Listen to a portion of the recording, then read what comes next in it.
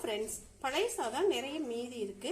அதுக்கு ஒரு சிம்பிளா ஒரு துவையல் அரைக்கலாம். அதுக்கு தேவையான பொருள் என்னென்னு பார்க்கலாம்.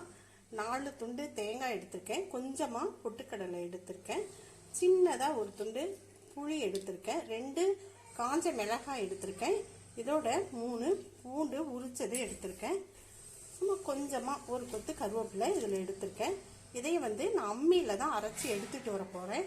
கல்லுப்பு இதுக்கு தேவையானது கொஞ்சம் எடுத்திருக்கேன். அரைச்சி எடுத்துட்டு வந்துடலாம்.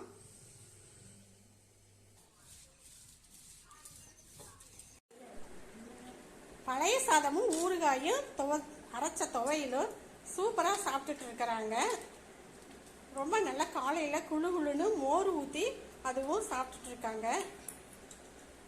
எத்தனை பேர் இப்படி தேங்காய் பொட்டுக்கல்ல வச்சு துவையல் அரைச்சி மோர் ஊத்தி சாப்பிடுறீங்கன்னு கமெண்ட் பண்ணுங்க.